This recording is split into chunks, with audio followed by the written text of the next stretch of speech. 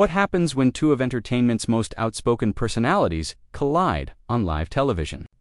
When Blake Shelton walked onto the set of The View this morning, nobody expected the country music superstar to find himself in the middle of one of the most explosive confrontations daytime TV has seen in years. The Oklahoma native, known for his laid-back charm and quick wit, was supposed to be there for a lighthearted chat about his latest album and upcoming tours. Instead, what unfolded was a raw, unfiltered clash with co-host Whoopi Goldberg that had the studio audience gasping, producers scrambling, and social media erupting within minutes. Before we dive into exactly what was said and how this friendly interview turned into an all-out verbal showdown, make sure you hit that subscribe button and drop a comment below telling us whose side you're on, because trust me, you're going to have an opinion about this one. Blake settled into the couch with his signature relaxed posture, coffee mug in hand, flashing that familiar grin at the panel of hosts. The audience cheered as Joy Behar kicked things off with a softball question about his recent collaboration with a pop artist, something to ease into the conversation. Blake answered smoothly, talking about the creative process and how country music keeps evolving. The energy was light, the laughs were coming easy, and everything seemed perfectly on track for another typical celebrity. Interview segment. Then Whoopi leaned forward in her chair, her expression shifting from casual to serious in a heartbeat. She had that look she gets when she's about to steer the conversation somewhere deeper, somewhere most guests probably wish she wouldn't go. Blake noticed the change immediately. You could see it in the way his shoulders tensed just slightly, the way his smile became a little more fixed. Whoopi started by acknowledging his success, his years on television, his influence in the music industry. Blake nodded along, probably thinking this was building toward a compliment. But then she pivoted. She brought up comments he had made on social media a few weeks back, comments about the music industry's direction and what he perceived as a loss of authenticity in modern entertainment. Her tone wasn't accusatory exactly, but it wasn't friendly either. It was probing, challenging, the kind of tone that says, "I want you to explain yourself right now in front of millions of people." He set his coffee mug down on the table with a little more force than necessary. The other hosts exchanged glances. Sarah N. shifted in her seat. Sunny Hostin's eyebrows went up. This was not the direction anyone expected this interview to go, Whoopi continued, suggesting that his comments came across as dismissive of younger artists, that maybe he was out of touch with how the industry had evolved, how audiences had changed. She asked him directly if he thought his perspective was maybe a little too rooted in the past. If he was resistant to change because it threatened his relevance, the studio went quiet. Not the comfortable kind of quiet, but the tense kind, where everyone's holding their breath, waiting to see what happens next. Blake stared at Whoopi for a long moment. He wasn't smiling anymore. His eyes had that sharp, focused look he gets when he's genuinely irritated. Not playing it up for laughs like he does on his reality show. This was real.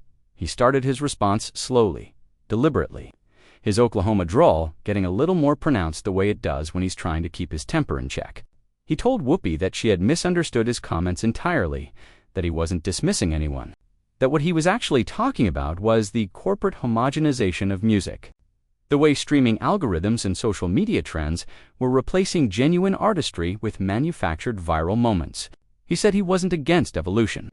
He was against the erasure of craftsmanship in favor of whatever gets the most clicks. Whoopi wasn't backing down. She interrupted him, which, if you know anything about Blake Shelton, is not something he takes kindly to. She said that sounded like exactly the kind of thing every generation says when they're getting older and don't understand what young people are doing.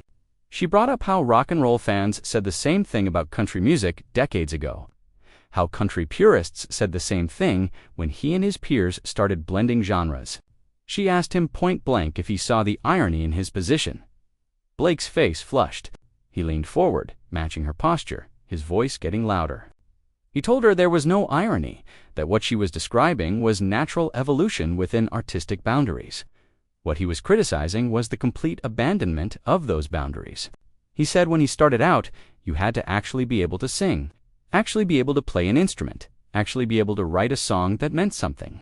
Now, he said, you just need a decent ring light and 15 seconds of something catchy.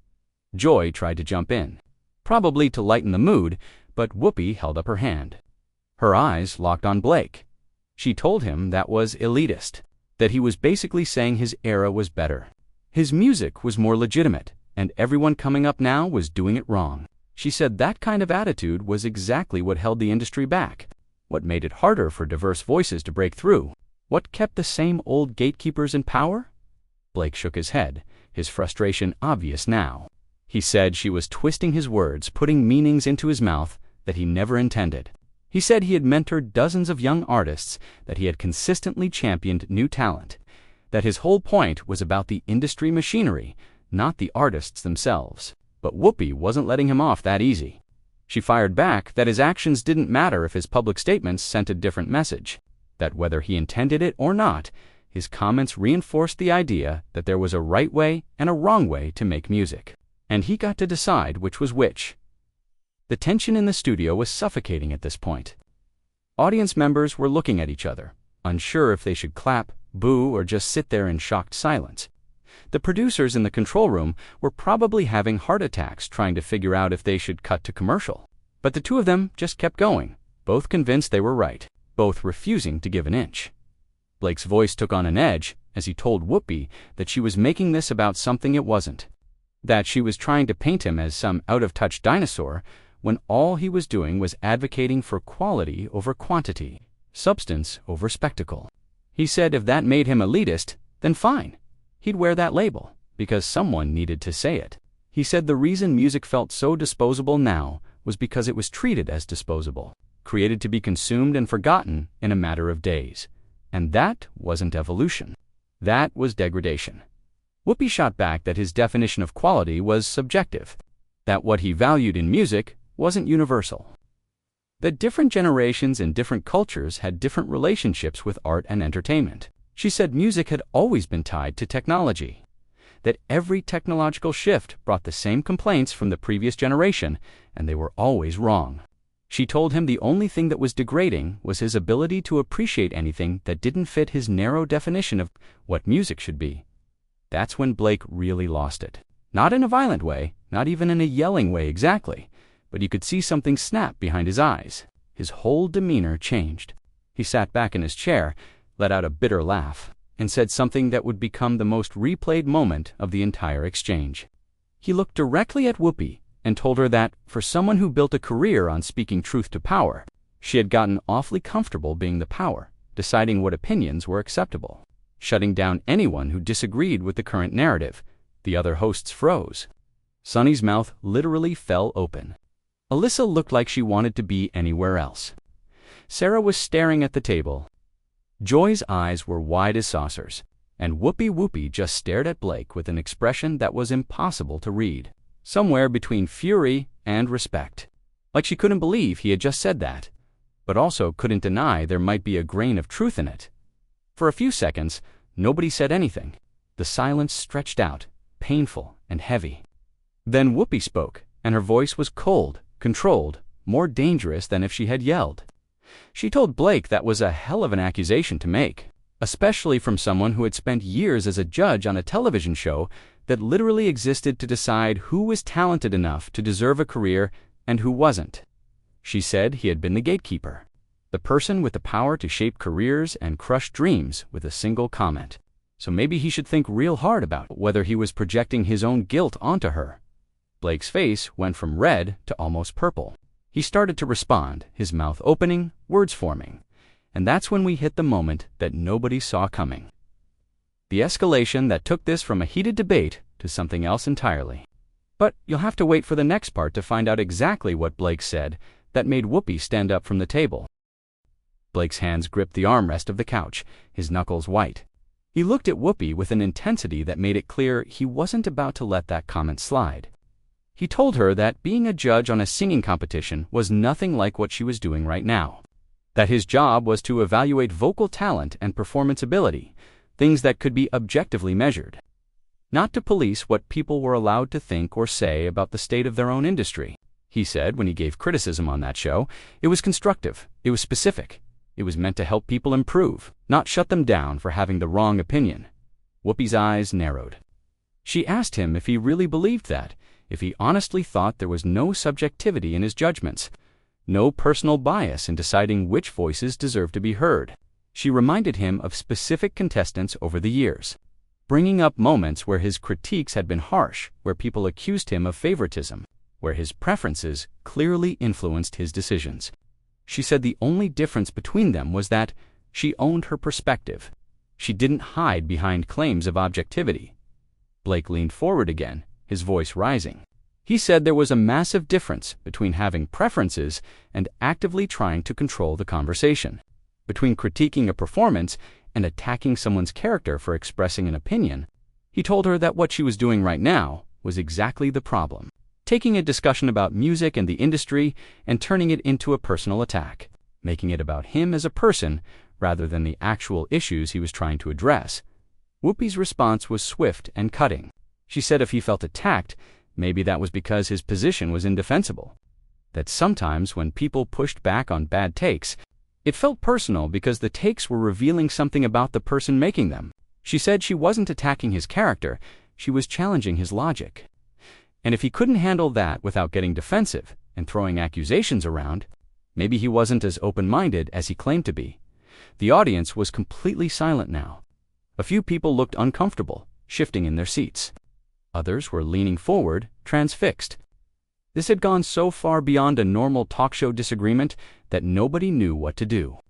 Sonny tried to interject, suggesting they take a breath and reset the conversation. But both Blake and Whoopi ignored her completely. They were locked in now, neither willing to back down, neither willing to let the other have the last word. Blake's voice took on a sharp, sarcastic edge. He said it was fascinating how challenging his logic apparently required misrepresenting everything he said, putting words in his mouth and then acting like she had scored some kind of point by arguing against positions he never took. He told her that wasn't debate, that was manipulation, and the fact that she was so practiced at it probably said a lot about how these conversations usually went on this show. Whoopi stood up, not quickly, not dramatically, but deliberately, her chair scraping against the floor. The other hosts looked panicked. Joy reached out like she was going to grab Whoopi's arm, but thought better of it. Whoopi stood there behind the table, looking down at Blake, and the power dynamic in the room shifted instantly. She wasn't yelling. It wasn't gesturing wildly, she was just standing. And somehow that was more intimidating than anything else she could have done. She told Blake that he had come onto her show as a guest and turned what should have been a pleasant conversation into an opportunity to insult her, insult the show, and play victim when he got called out.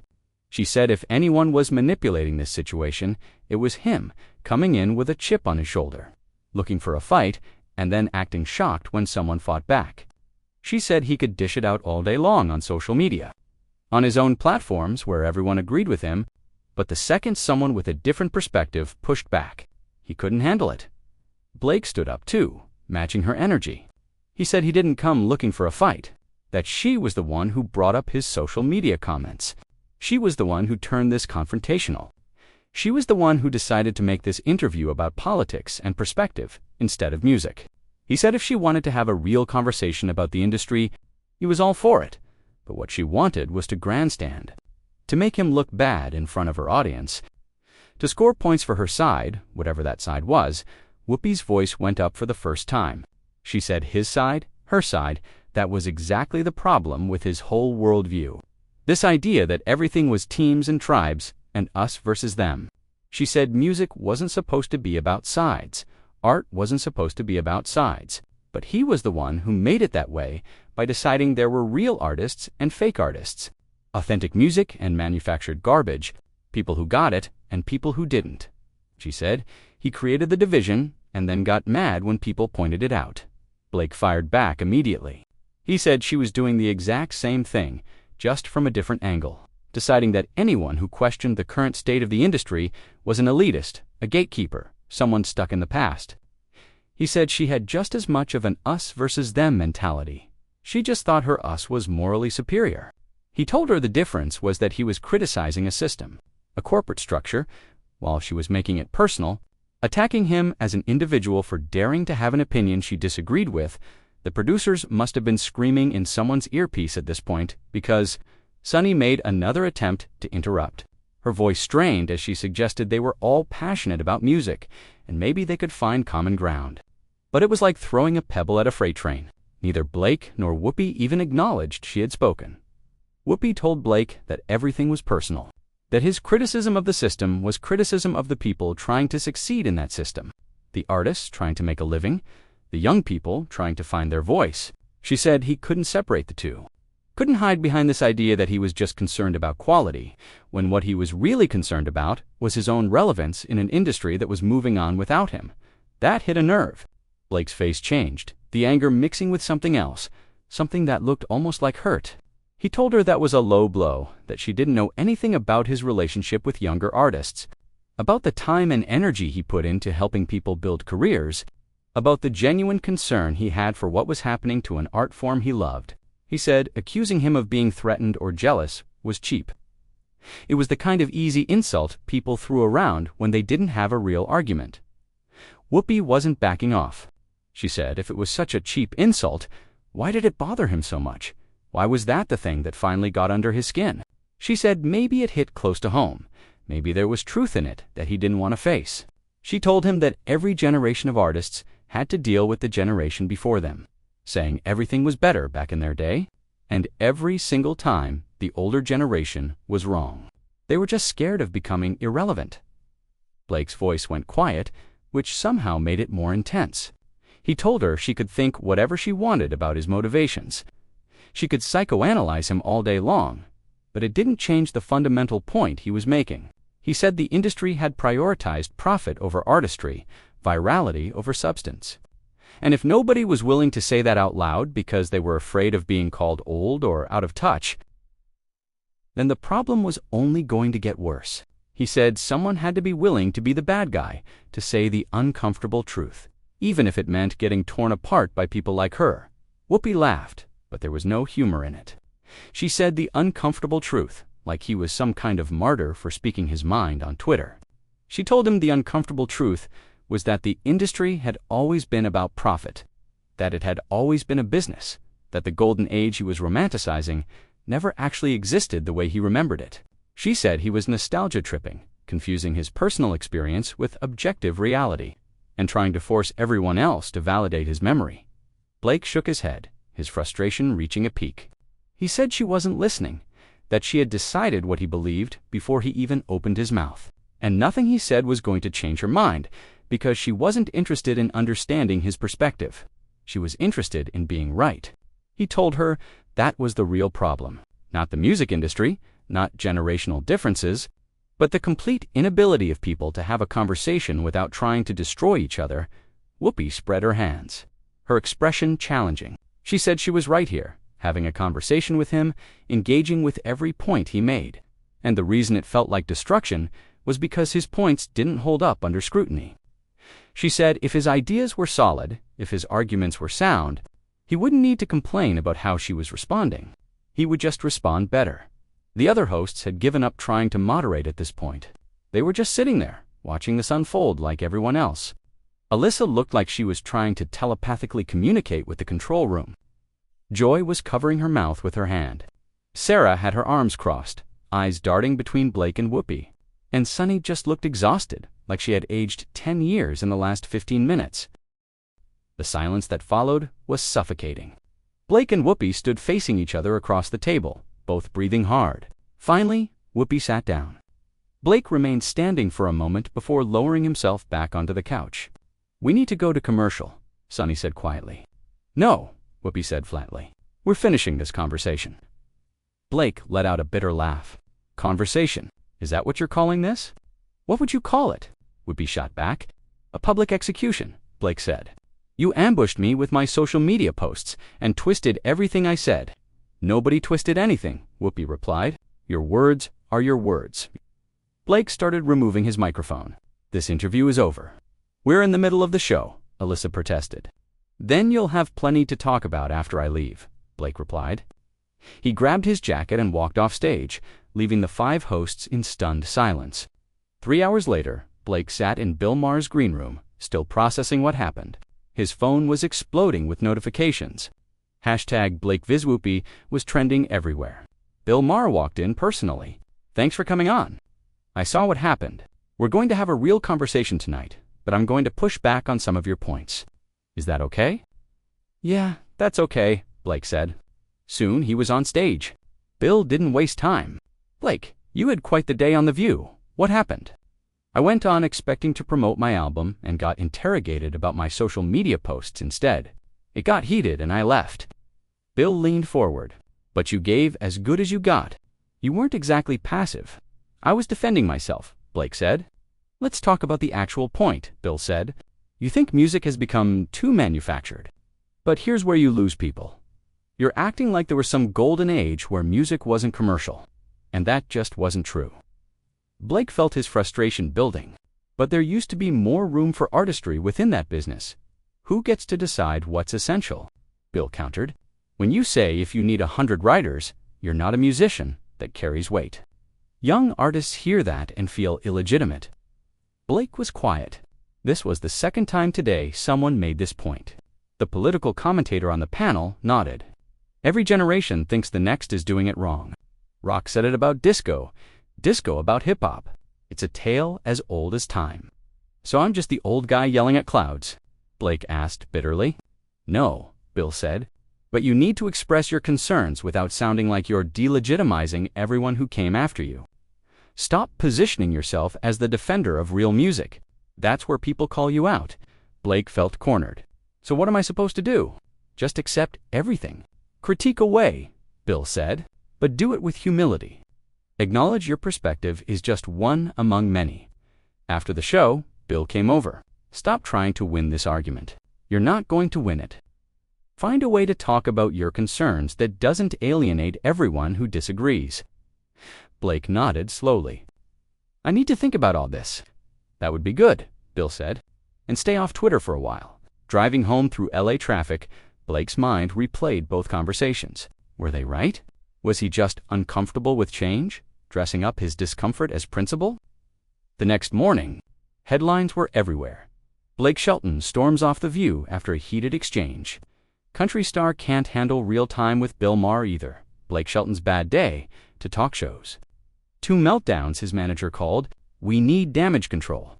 A statement that clarifies no, Blake said. "Let it go. I'm done with this. The media circus. The arguments. I'm done. Blake, you've got an album coming out. The album will be fine. Or it won't. Either way, I'm not doing this anymore." His wife sat across from him at breakfast. "So, I think I messed up," Blake admitted. "You did," she agreed. "But it's not unfixable. I don't want to fix it. I just want to move on." Over the next days, the story faded. Blake kept his word. He stayed off social media, turned down interviews, focused on music and family. His album came out and did well enough. Some called it authentic. Others called it dated. Blake tried not to read reviews. When asked about the music industry in interviews, Blake gave his most honest answer. "I believe in music that moves people. However it's made, whoever makes it, if it connects with someone, if it means something, then it's real. The rest is just details." It wasn't the answer his younger self would have given. But it was true, and truth Blake had learned the hard way was more important than being right.